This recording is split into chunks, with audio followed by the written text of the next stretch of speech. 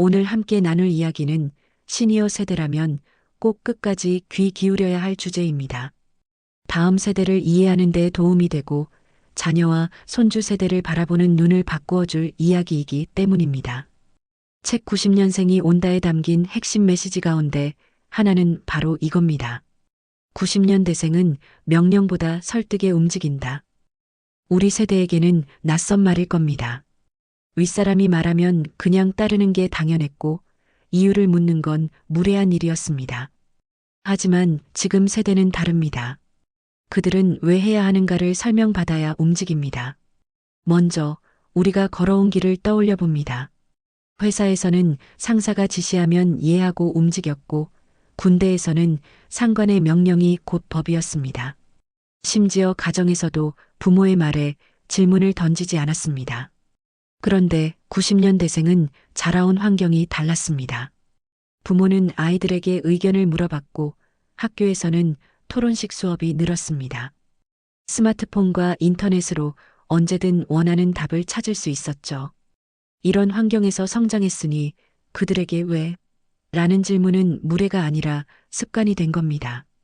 현장에서 벌어진 한 사례를 소개합니다.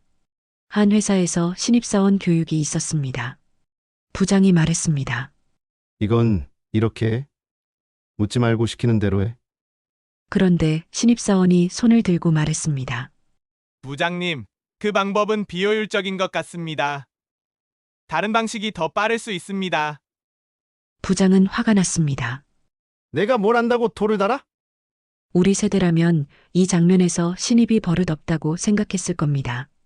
하지만 90년대생은 다르게 느낍니다. 상사가 합리적으로 설명하지 못하는 건 문제다. 즉, 따르지 않는 게 아니라 납득이 필요하다는 겁니다. 여기서 중요한 오해를 짚고 넘어가야 합니다. 젊은 세대가 왜요? 라고 묻는 건 반항이 아닙니다. 이유를 알면 더 잘할 수 있다는 태도에서 나온 질문입니다. 예를 들어 상사가 이렇게 말한다면 어떨까요? 오늘 야근해야 한다. 내일 아침까지 고객사에 반드시 전달해야 할 보고서가 있다. 이 설명이 있으면 젊은 직원들은 불평 없이 함께 남습니다. 반대로 그냥 시키니까 해라고 하면 그 순간 동기부여는 사라집니다. 시니어 청취자분들께 드리고 싶은 말씀은 이것입니다. 명령은 빠릅니다. 하지만 설득은 오래갑니다. 명령으로 움직인 사람은 시킨 만큼만 합니다. 하지만 설득으로 움직인 사람은 스스로 몰입하고 책임까지 집니다. 우리가 원하는 건 단순한 복종이 아니라 함께 성과를 내는 동료 아닐까요? 그렇다면 설득이 훨씬 강력한 방법입니다. 손주 세대에게도 적용해 볼 수 있습니다. 게임 그만해 라고 소리치면 반발합니다. 하지만 오래 하면 내일 아침 힘들지 않겠니? 눈도 나빠지고 말이야. 이렇게 이유를 설명하면 의외로 수긍합니다. 이제는 명령보다 설득이 힘을 가지는 시대입니다. 그걸 이해하는 순간 세대 간의 거리는 훨씬 좁아집니다. 오늘의 문장 다시 한번 마음에 새겨봅니다. 90년대생은 명령보다 설득에 움직인다. 우리 세대의 기준으로는 낯설지만 다음 세대를 이해하는데 꼭 필요한 열쇠입니다. 끝까지 함께 들어주신다면 자녀와 손주 세대를 이해하는 눈이 달라질 것입니다. 효율과 공정이 보장되지 않으면 충성은 없다. 우리 세대가 살아온 방식과는 사뭇 다르죠. 우리는 충성이라는 말을 당연하게 받아들였습니다. 회사가 시키면 밤을 새워서라도 했고 상사가 불러내면 달려갔습니다. 보상이 있든 없든 그건 중요하지 않았습니다. 충성은 곧 생존이고 출세다. 이렇게 배웠습니다. 하지만 지금 세대는 충성을 조건부로 생각합니다. 효율이 있고 공정함이 있어야만 충성한다는 겁니다. 왜 이렇게 달라졌을까요? 환경이 달랐습니다. 90년대생은 태어날 때부터 치열한 경쟁 속에서 컸습니다. 학원, 입시, 취업 전쟁.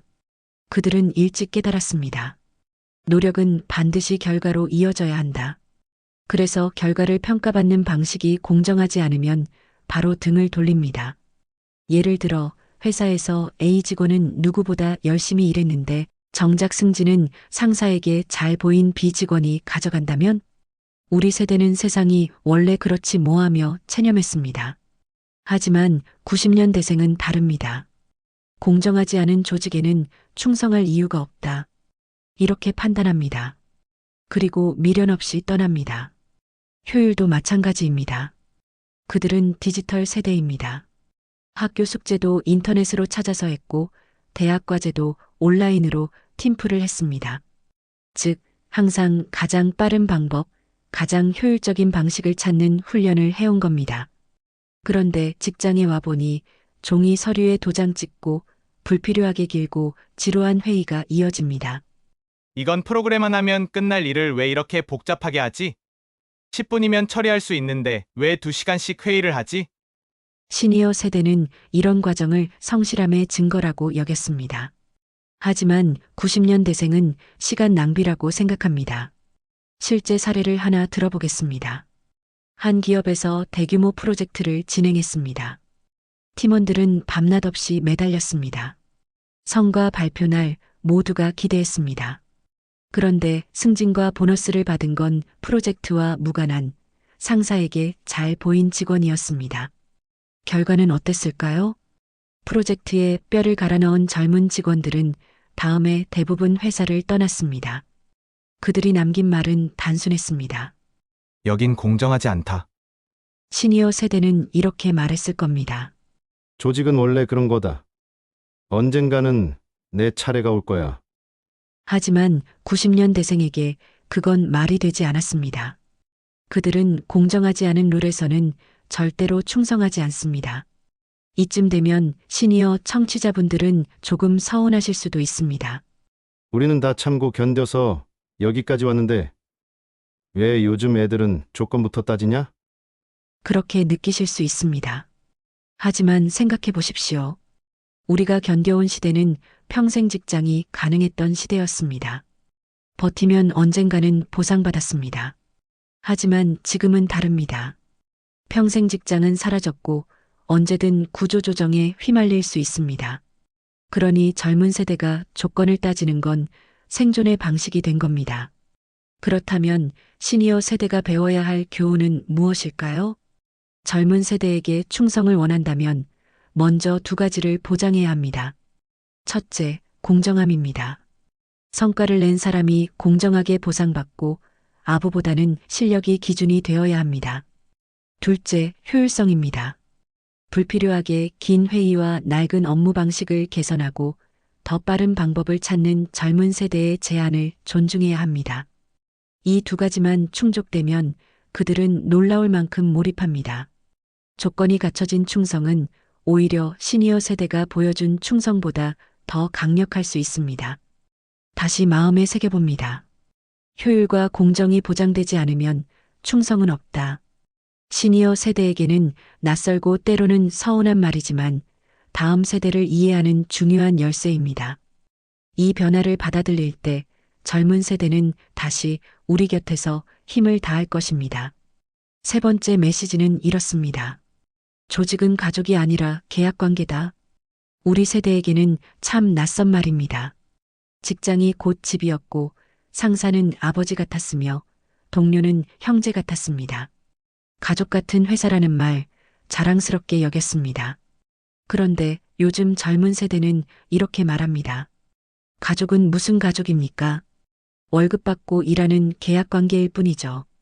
왜 이렇게 다른 걸까요? 먼저 우리 세대의 배경을 떠올려 보겠습니다. IMF 외환위기 이전까지만 해도 평생 직장이라는 말이 통했습니다.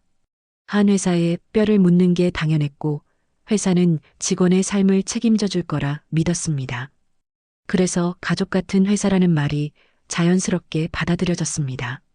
하지만 90년대생은 다릅니다. 그들은 어릴 때부터 부모 세대가 정리해고와 구조조정을 당하는 모습을 봤습니다. 어제까지 가족 같은 회사라던 곳이 위기가 오자 가장 먼저 가족을 내쫓는 걸 직접 지켜본 세대입니다. 이들에게 회사는 결코 가족일 수 없습니다. 그저 계약으로 묶인 관계일 뿐입니다. 실제 사례 하나 들어보겠습니다. 한 기업에서 대규모 행사가 있었습니다. 사장이 직원들에게 말했습니다. 우린 가족 같은 회사야. 이번 주말에 전 직원이 나와서 행사 준비하자. 우리 세대라면 당연히 나갔을 겁니다. 가족이니까 희생한다는 생각으로 말이죠. 하지만 젊은 직원들은 이렇게 말했습니다. 가족이라면서 왜 주말 근무 수당은 주지 않습니까? 사장은 충격을 받았습니다. 이게 다 회사를 위한 건데 왜 이렇게 이기적이냐? 하지만 젊은 직원들은 담담했습니다. 회사는 가족이 아니라 일한 만큼 보상받는 계약 관계입니다. 여기서 중요한 오해를 풀어야 합니다. 젊은 세대가 차갑거나 정이 없는 게 아닙니다. 오히려 그들은 더 정직합니다. 회사 계약이라는 인식은 회사를 더 믿지 못해서가 아니라 거짓된 가족의 탈을 쓰지 말고 솔직해지자는 뜻입니다. 우리 세대는 회사와 나는 한 몸이라는 믿음으로 버텼습니다. 하지만 돌아보면 회사는 정말 가족이었을까요? 정리해고 때, 구조조정 때 누가 가장 먼저 내쳐졌습니까? 그때 젊은 세대는 배웠습니다. 조직은 결코 가족이 될 수 없다. 청취자분들, 여기서 우리는 어떤 태도를 가져야 할까요? 젊은 세대에게 가족 같은 충성을 요구하는 대신 계약의 원칙을 존중해야 합니다. 일한 만큼 보상하기, 약속한 건 반드시 지키기, 불필요한 희생을 강요하지 않기. 이 기본만 지켜지면 젊은 세대는 차갑게 돌아서지 않습니다. 오히려 더 성실하게 일합니다. 왜냐하면 그들은 계약에 충실한 세대이기 때문입니다. 한 가지 질문을 드려보겠습니다. 진짜 가족이라면 어떤 모습이어야 할까요? 가족이라면 무조건적인 사랑과 보호를 줘야 하지 않겠습니까? 그런데 회사는 위기가 닥치면 직원부터 내보냅니다. 그런데 어떻게 회사가 가족일 수 있을까요? 젊은 세대는 이 모순을 너무 일찍 깨달았습니다. 그래서 더 이상 속지 않겠다고 마음먹은 겁니다. 그게 바로 조직은 가족이 아니라 계약관계라는 말의 진짜 의미입니다. 다시 새겨봅니다. 조직은 가족이 아니라 계약관계다. 시니어 세대에게는 차갑게 들릴 수 있지만 이건 냉정함이 아니라 정직함입니다. 이 사실을 받아들일 때 젊은 세대와의 갈등은 줄어들고 오히려 더 단단한 신뢰가 쌓일 겁니다. 끝까지 들어주신다면 다음 세대를 이해하는 눈이 한층 더 넓어질 것입니다. 오늘 전해드릴 이야기는 시니어 세대에게 조금은 낯설게 들릴 겁니다. 하지만 끝까지 들어주신다면 왜 자녀와 손주 세대가 그렇게 행동하는지, 왜 회사에서 젊은 직원들과 충돌이 잦은지 이해하는 데 도움이 될 겁니다. 책 90년생이 온다의 네 번째 메시지는 이렇습니다. 회식 야근은 의무가 아니라 선택이다. 우리 세대에게 회식과 야근은 당연한 의무였습니다. 회식은 단합의 자리였고 야근은 책임감의 증거였습니다. 하지만 젊은 세대에게는 회식과 야근이 선택입니다. 이 차이가 세대 갈등의 한가운데를 차지합니다. 먼저 우리 세대의 기억을 꺼내봅시다. 오늘 저녁 회식 있다라는 말이 나오면 무조건 참석했습니다. 개인 약속이 있더라도 취소했습니다. 상사의 술잔을 거절하는 건 큰 무례였고 밤새도록 이어지는 술자리도 묵묵히 버텼습니다. 야근도 마찬가지였습니다. 일이 많아서가 아니라 상사가 남아있으면 같이 남아있어야 했습니다. 컴퓨터를 켜놓고 서류를 만지작거리며 시간을 보내는 것, 그것이 성실함의 표시였습니다. 그런데 90년대생은 다릅니다. 그들은 회식과 야근을 의무가 아닌 선택으로 여깁니다.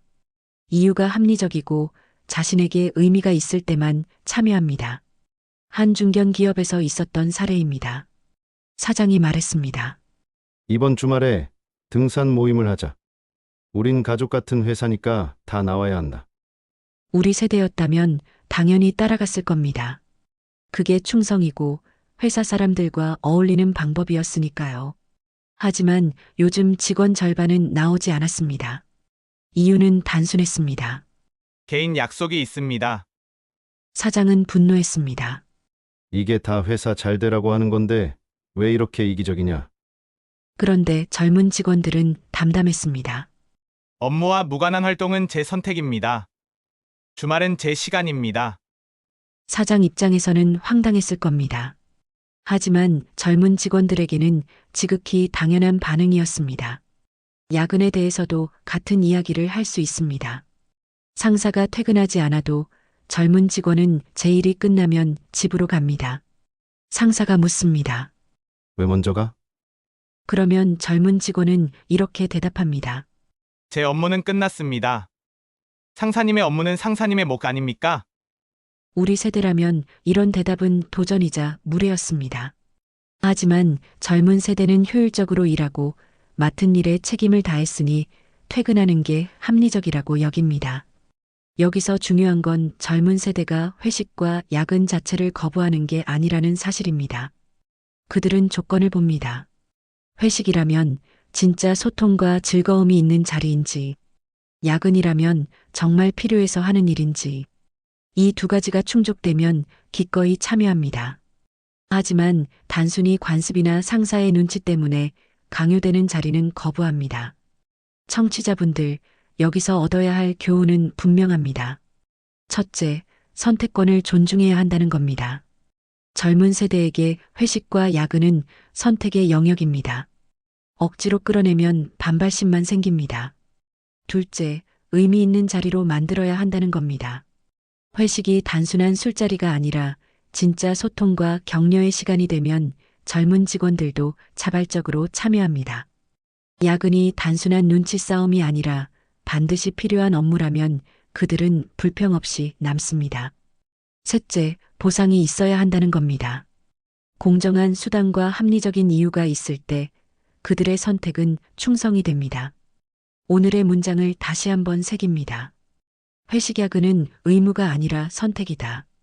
우리 세대에게는 낯설지만 이 변화를 인정하는 순간 젊은 세대와의 갈등은 줄어듭니다. 회식과 야근을 강요하는 시대는 끝났습니다. 이제는 자발적으로 참여하고 싶게 만드는 시대입니다. 끝까지 들어주신다면 자녀와 손주 세대가 왜 그렇게 행동하는지 이해하는데 큰 도움이 될 것입니다. 책 90년생이 온다에서 전하는 5번째 메시지. 상사는 존경의 대상이 아니라 협업 파트너다. 우리 세대에게 상사는 어떤 존재였습니까? 존경해야 할 사람, 절대 복종해야 할 사람, 때로는 두려운 존재였습니다. 직급이 높으면 그 자체로 권위가 있었고 존경은 따라왔습니다. 하지만 90년대생에게 상사는 다릅니다. 그들에게 상사는 함께 일하는 동료, 즉 협업 파트너일 뿐입니다. 먼저 우리 세대의 직장 문화를 떠올려 봅시다. 상사가 말하면 예, 알겠습니다 하고 따랐습니다.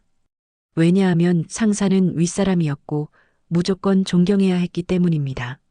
심지어 능력이 부족해도 그냥 직급이 높다는 이유로 존경했습니다. 그런데 젊은 세대는 이렇게 말합니다. 상사가 왜 존경의 대상이어야 합니까? 같이 일하는 사람일 뿐인데요. 처음 들으면 무례하게 들릴 수 있습니다. 하지만 조금만 깊이 들어가 보면 그들의 기준은 합리적입니다. 존경은 직급에서 나오지 않고 실력과 인격에서 나온다.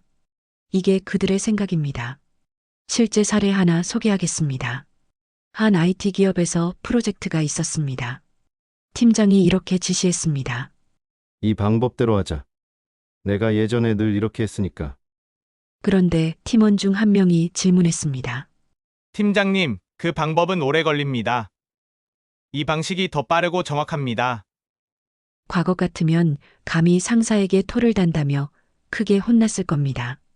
하지만 이 회사에서는 달랐습니다. 팀장은 처음에 불쾌했지만 결국 젊은 직원의 의견을 받아들였습니다. 그리고 프로젝트는 성공했습니다. 이 사건 이후 팀장은 깨달았습니다. 아, 이제는 권위로 따르게 하는 게 아니라 파트너로서 함께 가야 하는 시대구나.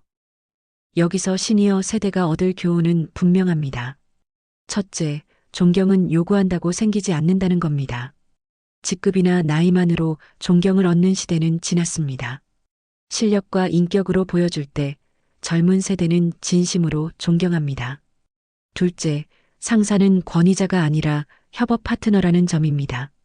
젊은 세대는 상사와 함께 성과를 만들어가는 동료로서 의견을 냅니다. 그걸 반항으로 오해하지 말아야 합니다. 셋째, 진짜 리더십은 권위가 아니라 신뢰에서 나온다는 사실입니다. 신뢰는 강요가 아니라 일관된 행동과 공정한 태도에서 쌓입니다. 한번 이렇게 생각해 보십시오. 우리도 존경했던 상사들이 있지 않습니까? 그들이 존경받았던 이유는 단지 직급이 높아서가 아니었습니다. 위기 상황에서 솔선수범했고 부하 직원의 고충을 이해했으며 실력으로 인정받았기 때문에 존경했던 겁니다. 결국 90년대생이 말하는 것도 같은 이야기입니다. 존경은 직급이 아니라 실력과 인격에서 나온다. 다만 그들은 그것을 더 분명하게 말하고 권위에 쉽게 굴하지 않을 뿐입니다. 오늘의 문장을 다시 떠올려 봅니다. 상사는 존경의 대상이 아니라 협업 파트너다. 처음엔 당황스럽게 들릴 수 있습니다. 하지만 이 말은 존경하지 않겠다는 선언이 아닙니다. 오히려 진짜 존경은 강요로 얻는 게 아니라 실력과 인격으로 보여줘야 한다는 뜻입니다. 시니어 세대가 이 변화를 받아들일 때 젊은 세대와의 관계는 갈등이 아니라 협력이 될 수 있습니다. 끝까지 귀 기울여 주셨다면 자녀와 손주 세대를 이해하는 눈이 한층 더 넓어졌으리라 믿습니다. 책 90년생이 온다에서 전하는 6번째 메시지. 경직된 위계보다 투명한 소통을 선호한다. 우리 세대에게 조직은 위계 질서가 뚜렷했습니다. 윗사람의 말은 곧 법이었고 아랫사람은 따라야 했습니다. 반대 의견을 내는 건 상상도 못했습니다. 하지만 90년대생은 다릅니다. 그들은 위계보다 소통을 더 중요하게 여깁니다. 직급이나 나이에 상관없이 누구든 자유롭게 의견을 말하고 그 의견이 투명하게 공유되기를 원합니다. 먼저 우리 세대의 기억을 떠올려 보겠습니다. 회의에서 상사가 말하면 누구도 반박하지 않았습니다. 혹여 다른 의견이 있어도 속으로만 삼켰습니다. 괜히 잘못 말했다가는 찍혀서 불이익을 받을 수 있었으니까요. 그런데 요즘 회의에서는 신입사원이 손을 들고 상사에게 이렇게 묻습니다. 왜 그렇게 해야 합니까? 다른 방법은 없습니까? 우리 세대 눈에는 반항처럼 보입니다. 하지만 그들에게는 그저 자연스러운 대화 방식입니다. 위계보다 소통을 더 중시하는 문화 속에서 자랐기 때문입니다. 실제 사례 하나 소개하겠습니다. 한 대기업에서 회의가 열렸습니다. 부장이 말했습니다. 이 프로젝트는 이렇게 진행합시다. 그러자 한 대리급 직원이 손을 들었습니다. 부장님, 그 방식은 비용이 너무 많이 듭니다. 이 방법이 더 효율적이지 않을까요? 순간 회의실이 얼어붙었습니다. 우리 세대였다면 감히 부장 말에 토달아? 하며 긴장했을 겁니다. 하지만 그 회사는 달랐습니다. 부장이 오히려 웃으면서 대답했습니다. 좋은 의견이네. 그 방법을 검토해보자. 회의실 분위기는 금세 활기를 띠었고 다양한 아이디어가 쏟아졌습니다. 젊은 세대가 원하는 건 바로 이런 투명한 소통입니다. 여기서 중요한 건 오해를 풀어야 한다는 겁니다. 젊은 세대가 상사에게 질문을 던지는 건 결코 무례가 아닙니다. 조직이 더 나아지길 바라는 마음에서 더 좋은 방법을 찾으려는 태도에서 나온 겁니다. 우리 세대는 윗사람 말에 토달면 무조건 불손하다라고 배웠습니다. 하지만 지금은 투명하게 소통하는 게 오히려 성숙하다라는 시대입니다. 그렇다면 우리 세대가 취해야 할 태도는 무엇일까요? 첫째, 질문을 반항으로 보지 말아야 합니다. 젊은 세대는 문제를 제기하는 게 자연스럽습니다. 그걸 무시하거나 억누르면 불신만 쌓입니다. 둘째, 정보를 투명하게 공유해야 합니다. 윗사람만 알아야 하는 비밀이라는 태도는 젊은 세대에게는 납득되지 않습니다. 오히려 불필요한 권위로 보일 뿐입니다. 셋째, 소통의 문을 열어야 합니다. 누구든 자유롭게 의견을 내고 그 의견이 존중받는 환경을 만들어야 젊은 세대가 몰입합니다. 한번 생각해 보십시오. 우리가 존경했던 리더들은 어떤 사람들이었습니까? 권위만 내세운 사람이 아니라 이야기를 들어주고 함께 고민해주던 사람이 아니었습니까? 결국 90년대생이 원하는 것도 그와 같습니다. 위계가 아니라 소통, 명령이 아니라 대화. 이것이 새로운 세대가 믿는 리더십입니다. 경직된 위계보다 투명한 소통을 선호한다. 처음엔 당황스러울 수 있습니다. 하지만 이 변화를 받아들이면 젊은 세대와의 관계는 훨씬 부드러워질 겁니다. 끝까지 들어주신다면 자녀와 손주 세대가 왜 그렇게 행동하는지 이해하는데 큰 도움이 되었을 것입니다. 7번째 메시지는 이렇습니다. 불필요한 충성보다 합리적 성과를 중시한다.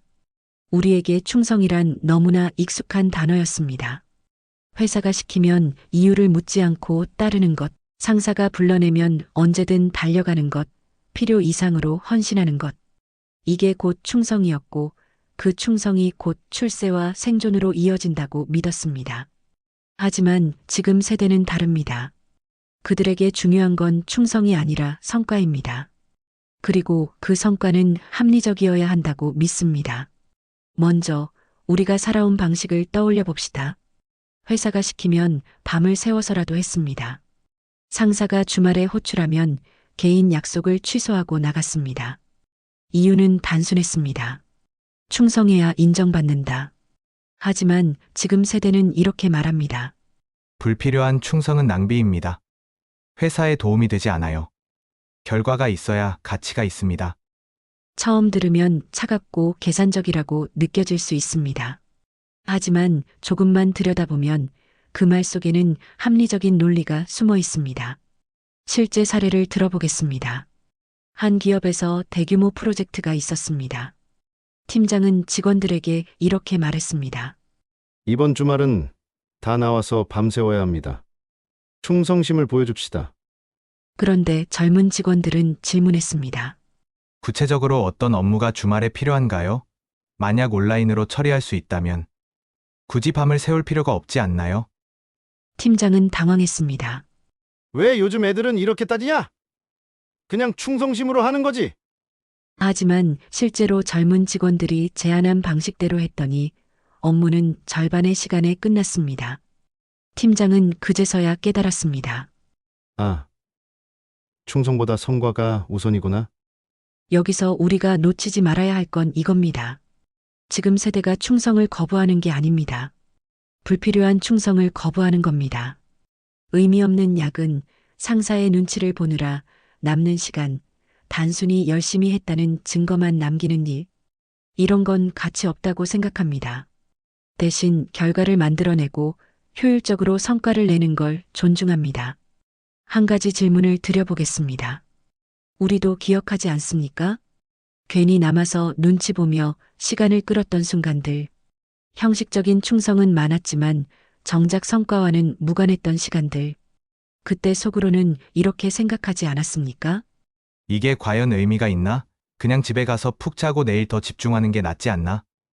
지금 세대는 그 생각을 그냥 행동으로 옮기는 겁니다. 우리도 느꼈던 문제의식을 그들은 더 이상 참고 넘기지 않는 겁니다. 그렇다면 우리는 무엇을 배워야 할까요? 첫째, 충성의 잣대를 내려놓아야 합니다. 무조건 오래 남고 무조건 상사 말에 따르는 게 충성이라는 생각은 이제 통하지 않습니다. 둘째, 성과와 효율을 기준으로 삼아야 합니다. 젊은 세대는 불필요한 과정보다 결과를 중시합니다. 성과가 있으면 그 자체로 충분히 인정받고 존중받아야 합니다. 셋째, 새로운 충성의 정의를 받아들여야 합니다. 지금 세대에게 충성이란 회사와 상사를 위해 의미 있는 결과를 내는 겁니다. 그 결과가 곧 최고의 헌신입니다. 불필요한 충성보다 합리적 성과를 중시한다.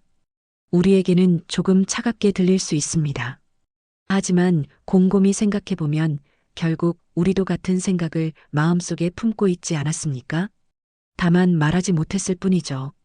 끝까지 귀 기울여 주셨다면 지금 세대가 충성을 거부하는 게 아니라 충성을 새롭게 정의하고 있다는 걸 이해하셨을 겁니다. 그리고 그 정의는 어쩌면 더 합리적이고 더 건강한 방향일지도 모릅니다. 일의 의미보다 삶의 균형을 더 중시한다. 여러분, 오래전 우리는 이런 말을 자주 들으며 자라왔습니다. 열심히 일하면 반드시 성공한다. 일터는 나를 증명하는 곳이다. 그렇습니다. 일은 곧 정체성이었고 사회에서의 지위였으며 가정의 생계를 책임지는 수단이었습니다. 우리 세대에게는 일과 삶이 거의 구분되지 않았습니다. 가족을 위해, 자식을 위해, 또 나 자신을 위해 우리는 오롯이 일에 몸을 바쳤습니다. 그런데 오늘날의 젊은 세대는 조금 다릅니다. 아니, 사실은 많이 다르다고 해야 맞겠죠. 그들은 일이 곧 나라고 생각하지 않습니다. 나는 일보다 내 삶을 먼저 생각한다라는 가치관을 당당히 말합니다. 어떤 사람은 이렇게 말합니다. 일은 삶을 풍요롭게 해주는 도구일 뿐, 삶 그 자체가 되어서는 안 된다. 이 말을 들으면 어쩌면 우리 마음 한편에서는 이런 생각이 들 수도 있습니다. 그래도 일 없이는 어떻게 먹고 사나? 책임감은 어디로 갔나? 그렇지만 자세히 들여다보면 그들의 태도 속에는 우리가 오래전부터 사실상 갈망해왔던 진실이 숨어 있습니다. 바로 삶의 균형입니다. 우리는 일하느라 가정과 건강을 희생하기도 했습니다. 밤새워 일하며 병원에 갈 시간도 아이들과 놀아줄 여유도 없었습니다. 그리고 나이가 들어서야 비로소 깨닫게 되었죠. 일만으로는 내 삶이 채워지지 않는다는 사실을요. 90년생은 이 교훈을 우리보다 훨씬 일찍 알아차린 것입니다. 그래서 회사에서 야근을 강요받으면 그들은 이렇게 말합니다. 저녁이 있는 삶을 살고 싶습니다. 그리고 퇴사를 고민합니다. 여기서 중요한 건 게으름이 아닙니다. 그들은 효율적으로 일하고 자기 삶도 가꾸면서 장기적으로 더 건강하고 창의적인 사람이 되고 싶어 하는 겁니다. 우리가 젊었을 때는 이런 선택이 거의 불가능했죠. 회식 참석은 의무였고 휴가는 눈치 보며 겨우 쓰는 것이었으니까요. 하지만 지금 세대는 당당히 말합니다. 일 때문에 내 삶을 잃을 수는 없다. 이 태도는 단순한 이기심이 아닙니다. 오히려 인생 전체를 길게 보는 지혜라고 할 수 있습니다. 우리가 지금 다시 돌아보면 어떨까요? 내가 지나치게 일에 매달려 놓친 것들은 무엇이었을까? 내 삶의 균형을 되찾을 기회가 아직도 남아있지 않을까? 90년생들은 우리에게 이렇게 묻는 셈입니다. 당신의 삶에서 가장 중요한 것은 무엇인가요? 직함인가요? 월급인가요? 아니면 가족과의 시간, 그리고 나 자신인가요? 우리가 일터에서 만나는 후배 세대가 이런 태도를 보인다면 이제는 이렇게 이해할 수 있습니다. 아, 그들은 우리보다 조금 더 빠르게 삶의 균형을 잡으려 하는구나. 이해하기 시작하는 순간 대화는 부드러워지고 세대 간의 간격도 좁아집니다. 이 이야기를 통해 우리가 깨달을 수 있는 점은 명확합니다. 우리가 일에 몰두했던 이유는 가족을 지키고 내 삶을 개척하기 위해서였습니다. 반면 90년생은 삶을 지키기 위해 일의 균형을 찾고 있습니다. 방향은 다르지만 목적은 같습니다. 바로 더 나은 삶을 향해 나아가는 것이죠. 그러니 이제 우리는 이렇게 말할 수 있을 것 같습니다. 일만이 인생이 아니다. 일과 삶이 함께 조화를 이룰 때 진짜 행복이 온다. 여러분, 우리가 살아온 시절엔 권위라는 것이 곧 힘이었습니다. 윗사람 말은 무조건 들어야 한다. 상사가 시키면 이유 묻지 말고 해라. 이런 말 다들 한 번쯤은 들어보셨을 겁니다. 예전엔 나이, 직급, 경험이 곧 권위였죠. 그리고 그 권위를 존중하는 것이 곧 예의이자 사회 질서였습니다. 그런데 요즘의 젊은 세대는 다르게 움직입니다. 그들은 권위보다 공감을 더 중요하게 생각합니다. 상사가 아무리 높은 자리에서 지시를 내려도 그것이 납득되지 않으면 그저 묵묵히 따르지 않습니다. 오히려 이렇게 묻죠. 왜 그렇게 해야 하나요? 그 방식이 꼭 맞는 걸까요? 이 말투가 때로는 버릇없어 보일 수도 있습니다. 하지만 사실 그 뿌리를 들여다보면 공감의 필요성이 자리 잡고 있습니다. 이들은 이해되지 않는 권위에는 힘을 내지 않습니다. 대신 공감되는 설명이 있으면 기꺼이 움직입니다. 당신의 말이 맞아요. 나도 그 방향을 지지합니다. 이렇게 마음이 움직일 때 비로소 전심을 다해 따라가는 거죠. 여러분, 여기서 중요한 건 권위의 부정이 아닙니다. 그들은 권위를 무너뜨리려는 게 아니라 권위와 공감이 함께 가길 바라는 겁니다. 예를 들어 상사가 이렇게 말한다고 해보죠. 이 일은 꼭 오늘 끝내야 해. 나도 집에 못 가고 당신과 함께 할 거야. 이 말 속에는 권위와 함께 공감이 담겨 있습니다. 그럴 때 후배들은 마음을 열고 네, 같이 해봅시다라고 답합니다. 반대로 만약 상사가 이렇게 말한다면 어떨까요? 나는 퇴근할 테니 너는 남아서 마무리해라. 이건 권위는 있지만 공감이 없죠. 이런 순간에 후배들의 마음은 다치고 맙니다. 우리는 권위 속에서 자라왔습니다. 때론 억눌렸지만 그것이 질서라 믿었죠. 그런데 이제는 세상이 달라졌습니다. 공감 없는 권위는 힘을 잃는다. 이게 오늘 세대를 이해하는 중요한 열쇠입니다. 우리가 그들과 함께 일하거나 대화할 때 권위를 앞세우기보다 공감을 먼저 건네본다면 어떨까요? 내 입장을 이해한다. 너도 이런 부분이 힘들겠구나. 이 짧은 한마디가 때로는 수십 번의 지시보다 더 큰 힘을 발휘합니다. 잠깐 정리해 보겠습니다. 90년생은 권위를 무조건 거부하는 게 아닙니다. 다만 그 권위가 공감으로 연결될 때 진심으로 따르고 힘을 냅니다. 그리고 사실 우리 역시 살아오면서 늘 바랐던 게 아닐까요? 이유 없는 권위가 아니라 내 마음을 이해해주는 누군가. 세대는 다르지만 그 바람만큼은 닮아 있습니다. 조직보다 개인의 행복을 중시한다. 여러분, 우리는 한때 좋은 직장에 들어가면 인생이 보장된다라는 말을 믿고 살아왔습니다. 대기업, 공기업, 공무원. 이런 조직에 속하는 것이 곧 안정이고 행복의 열쇠라 여겼습니다. 그런데 이제 세상은 바뀌었습니다. 요즘 젊은 세대는 조직의 이름값보다 나 자신의 행복을 더 우선합니다. 회사가 아무리 크고 월급이 안정적이어도 내 삶이 불행하면 과감히 떠나버립니다. 좋은 회사에 다니는 내가 왜 이렇게 우울하지? 이 질문 앞에서 그들은 머뭇거리지 않고 답을 찾습니다. 퇴사, 전직, 혹은 전혀 다른 삶으로의 전환. 우리가 보기엔 참을성이 없다, 혹은 쉽게 포기한다라고 느낄 수도 있습니다. 하지만 그들의 선택에는 분명한 이유가 있습니다. 조직을 위해 개인을 희생하는 시대가 끝났다고 믿는 겁니다. 조직이 무너져도 다시 세울 수 있다. 하지만 내 삶은 다시 오지 않는다. 이게 지금 세대의 철학에 가까운 사고방식입니다. 예를 하나 들어볼까요? 한 젊은 직장인이 있었습니다. 안정적인 회사에 다니고 있었고 주변에서는 평생 직장이라 부를 만한 자리였습니다. 그런데 그는 매일 아침 눈을 뜰 때마다 마음이 무거웠습니다. 출근길은 전쟁터 같았고 퇴근 후에도 회사 걱정에 쉬지 못했습니다. 결국 그는 결단을 내렸습니다. 이 회사는 좋지만 내 삶은 행복하지 않다. 그래서 사표를 내고 자신이 하고 싶던 작은 카페를 열었습니다. 주변에서는 안정된 직장을 왜 버리냐며 혀를 찼습니다. 하지만 그는 말했습니다. 회사에서 성공하는 삶보다 내가 웃으면서 하루를 마무리하는 삶이 더 소중하다. 이 사례는 단순한 일탈이 아닙니다. 요즘 세대의 사고방식, 삶의 우선순위를 그대로 보여줍니다. 조직이 나를 책임져 주지 않는 시대에 그들은 스스로 행복을 책임지려는 겁니다. 여러분, 곰곰이 생각해 보면 우리도 크게 다르지 않았습니다.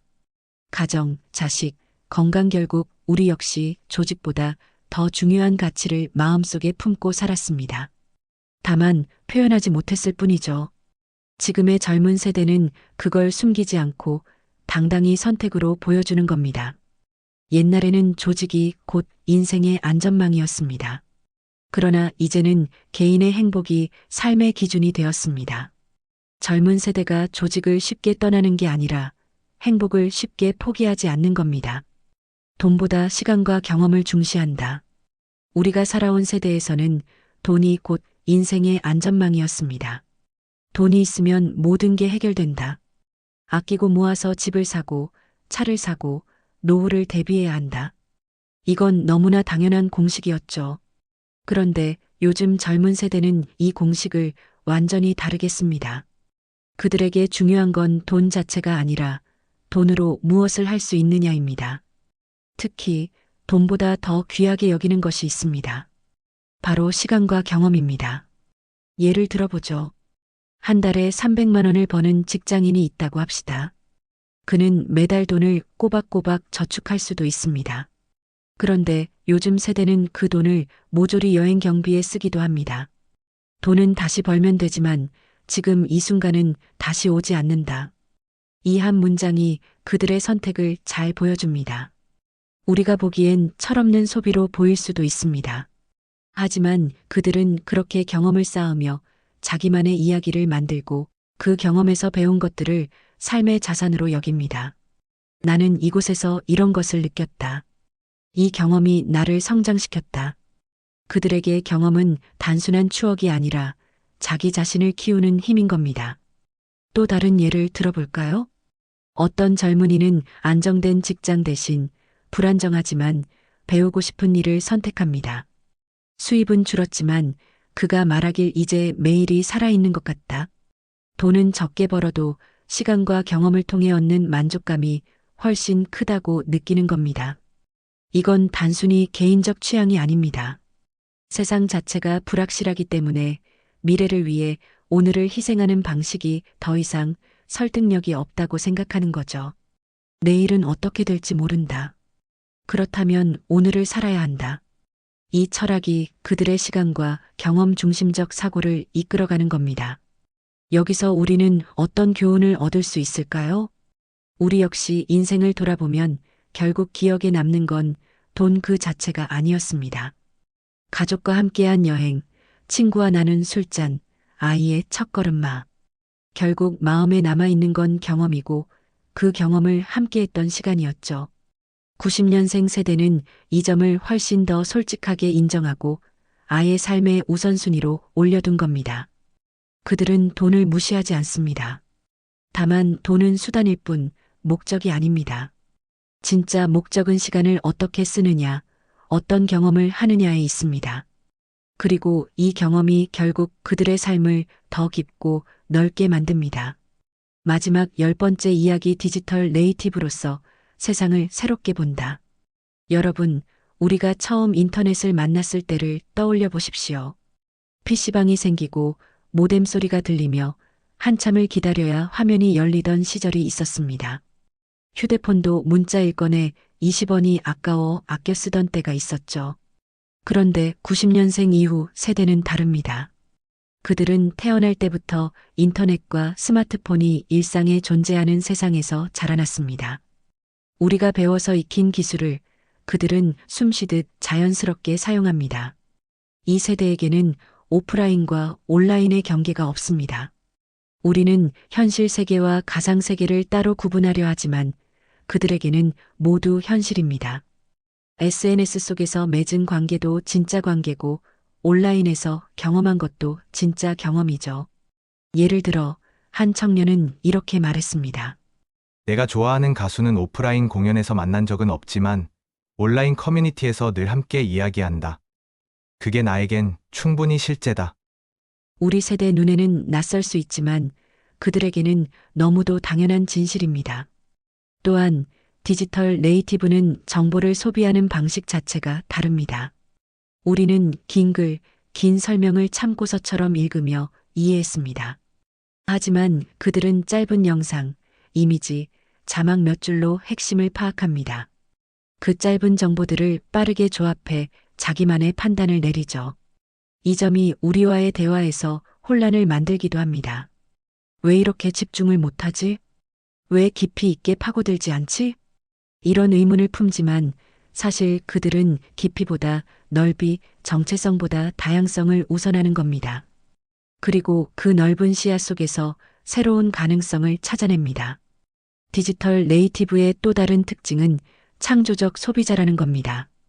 우리는 소비자가 단순히 물건을 사는 사람이라 배웠습니다.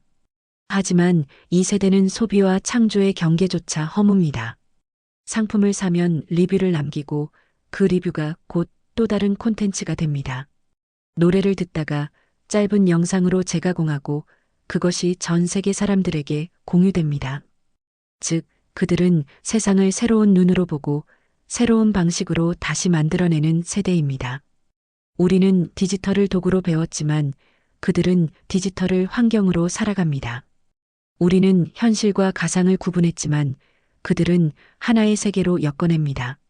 우리는 소비자였지만 그들은 곧 창작자입니다. 여러분, 결국 이 책 90년생이 온다가 전하려는 메시지는 단순합니다.